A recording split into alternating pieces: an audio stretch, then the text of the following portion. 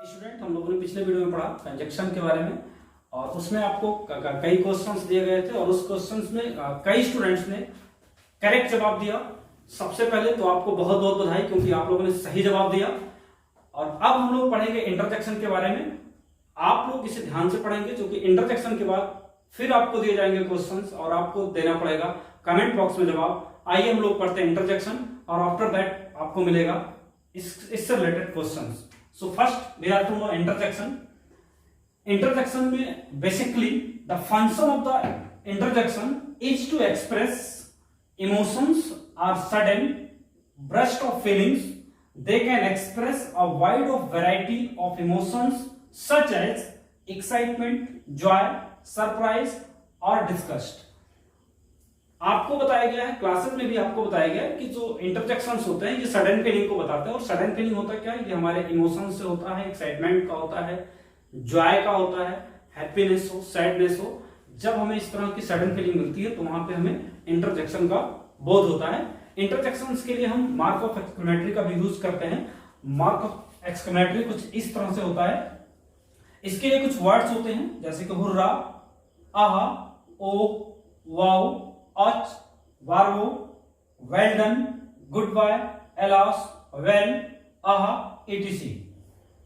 इस तरह से वर्ड होते हैं। देखते हैं हम लोग एग्जांपल में। जैसे wow, that is really great news. कोई व्यक्ति आता है और हंसते हुए या अपनी फीलिंग्स को बताते हुए कहता है wow, that is really great news. वास्तव में ये बहुत अच्छी न्यूज है। इसी तरह से हम लोग आते हैं हंसते हुए और कहते हैं हुर्रा, वी हैव पास्ड, हम लोग पास हो चुके हैं। यहां पे भी अपनी सडन फीलिंग हो रही और मार्क ऑफ एक्सक्लेमेटरी भी हमें मिल रहा है। थर्ड एग्जांपल में हम देखें well done, you have win. कोई व्यक्ति है जो आपसे बड़ा है और आप कोई चीज जीत करके आते हैं। सपोज मैं जीत करके आता हूं और आपको कहता well done, you have win. यहां पे भी अपनी फीलिंग, शाबाश आप जीत चुके हैं। तो ये इंटरजेक्शन में है। अब हम लोग इंटरजेक्शन से रिलेटेड क्वेश्चंस को देखते हैं।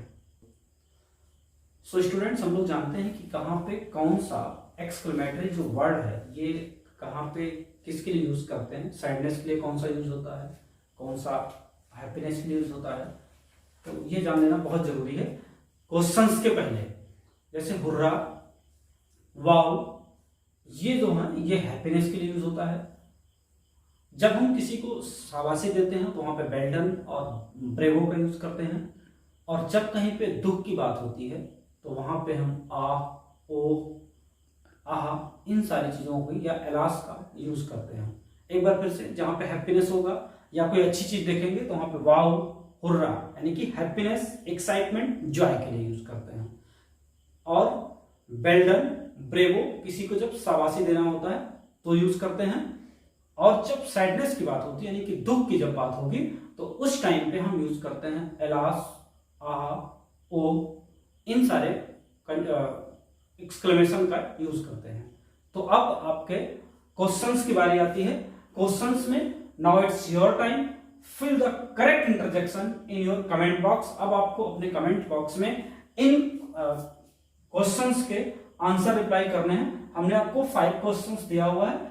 जो यहाँ पे फिल इन द ब्लैंक्स है, जो जगह खाली हुआ है, इस प्लेस पे आपको इन वर्ड्स से यहां पे फिलअप करना है। मैं आपको एक करके बता देता हूं। यहां पे डॉट डॉट है, we have won the match, we have won the match. हम लोगों ने मैच को जीत लिया है। तो हमें क्या है, अभी देखना है कि खुशी है या दुख है।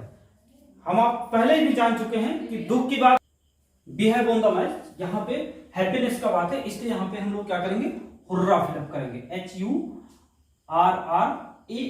हुर्रा। और ये मार्क ऑफ एक्सक्लेमेशन जरूर लगाएंगे। इस तरह से अब आपको सेकंड, थर्ड और फोर्थ, फिफ्थ को फिलअप करना है। आज के वीडियो में सिर्फ इतना ही। Thank you so much.